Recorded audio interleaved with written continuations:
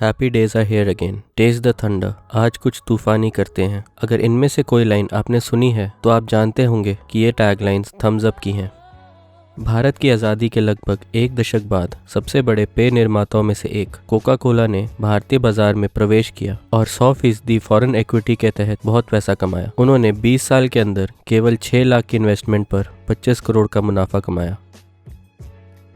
1974 में इंदिरा गांधी के सत्ता में आने पर इंडियन फॉरेन एक्सचेंज एक्ट लागू किया गया। इंडियन फॉरेन एक्सचेंज एक्ट के तहत कंज्यूमर गुड्स बेचने वाली विदेशी कंपनियों को भारत में 60% निवेश करना अनिवार्य था।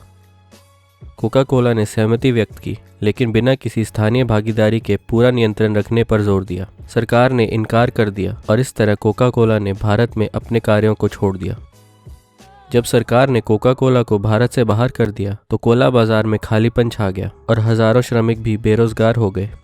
उसी समय पार्ले बंधु रमेश और प्रकाश चौहान ने इस अवसर का फायदा उठाया और थम्स अप को एक नए ब्रांड के रूप में 1977 में लिम्का और गोल्ड स्पॉट जैसे पुराने ब्रांड्स के पोर्टफोलियो में शामिल किया। थम्स अप के आने से पहले कोका कोला जैसी कोला ड्रिंक बनाने की बहुत कोशिशें की गई। सब यही चाहते थे कि कोका कोला के स्थान पे कोई स्वदेशी ड्रिंक होना चाहिए। सरकार ने CFTRI से संपर्क किया और उन्होंने कोका कोला का विकल्प विकसित किया, जिसका नाम 77 रखा गया। मगर लोगों को 77 कुछ खास पसंद नहीं आया। हालांकि 77 का टेस्ट कोका कोला जैसा था, मगर उसमें फिज की कमी थी।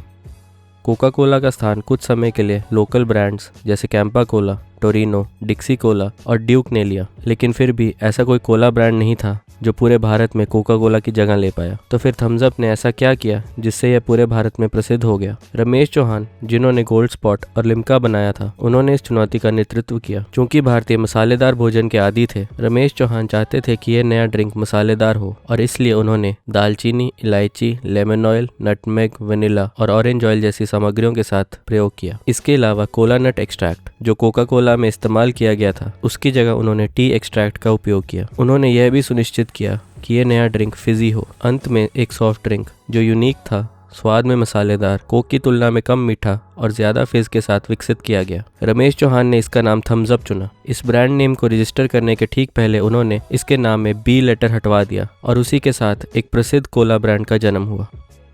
जब कोका कोला ने 16 साल की अनुपस्थिति के बाद 1993 में भारत में फिर से प्रवेश किया तो उन्होंने सॉफ्ट ड्रिंक मार्केट पर अपनी पकड़ बनाने की भरपूर कोशिश की, लेकिन यह घरेलू कोला ब्रांड को नहीं हरा सका। थम्स अप 80% से अधिक मार्केट शेयर के साथ भारतीय बाजार पर हावी था। बाद में 1993 में कोका कोला कंपनी ने पार्ले बिस्लरी लिमिटेड से माजा, लिम्का, सिट्रा और गोल्ड स्पॉट के साथ थम्स अप भी खरीद लिया। शुरू में कोका कोला बाजार से थम्स अप को हटा लेना चाहता था, लेकिन जल्द ही उन्हें एहसास हुआ कि ग्राहक कोका कोला की बजाय पेप्सी की ओर चले जाएंगे। इसलिए उन्होंने थम्स अप को पेप्सी के कंपटीशन ब्रांड के रूप में रखने के बारे में सोचा।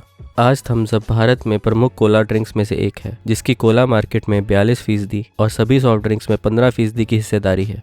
थम्स अप सिर्फ भारत में बनाया गया ड्रिंक ही नहीं था, बल्कि इसका स्वाद भी भारतीय था और इसके आने से अब तक इसके अनोखे स्वाद का पूरे भारत ने आनंद लिया है।